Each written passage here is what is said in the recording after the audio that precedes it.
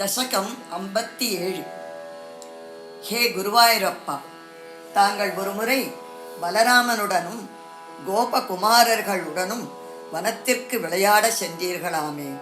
பாண்டீரகம் என்னும் ஆலமரத்தடியில் விளையாடிக் கொண்டிருந்த போது பிரலம்பாசுரன் கோபகுமாரர் வேஷத்தில் வந்தபோது பலராமனோடு துவந்த யுத்தம் செய்ய வைத்து வதம் செய்தீர்கள் அல்லவா?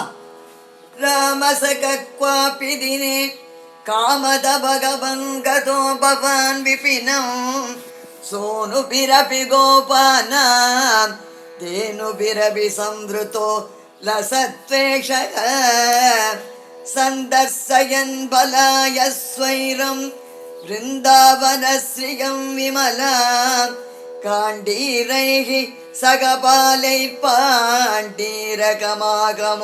வடம் क्रीडन् तावत्तावकनिधनस्पृहयानुर् गोपमूर्तिरदयानुः दैत्यप्रलम्बनामा प्रलम्बबाहुं भवन्तमापेदे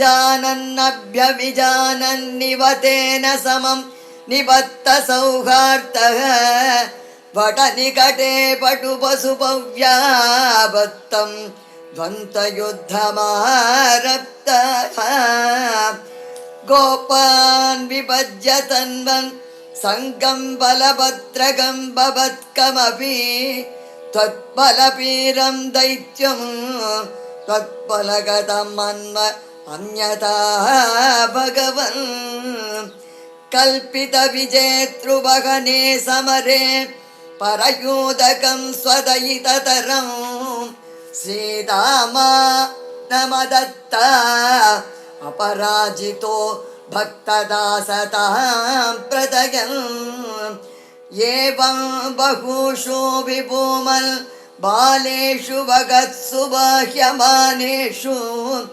रामविजितप्रलम्बो जगारतं धूरतो भवद्भीत्या तद्धूरं गमयन्तं तं दृष्ट्वा हलिनिविहितकरिमवरे दैत्यस्वरूपमगाद्यत् रूपान् सखि बलोऽपि सखितोऽभूत् उच्चतया दैत्यधनोस्त्वन् मुखमालोक्य दूरतो रामः विगतपयोदृढमुष्ट्या प्रसुदुष्टं सपतिपिष्टवानेन हत्वा दानववीरं प्राप्तं बलबालिलिङ्कितप्रेम्णा तावन्मिलतो युवयो शिरसि कृता पुष्पवृष्टिरवरगणैः आलम्बो भुवनानां प्रालम्बं निधनमेव मारचयन् कालं विहाय सत्यो लोलम्बरुचे हरे हरे क्लेशान् श्रीहरये नमः। सर्वत्र गोविन्दनाम संकीर्तनं गोविन्द गोविन्द।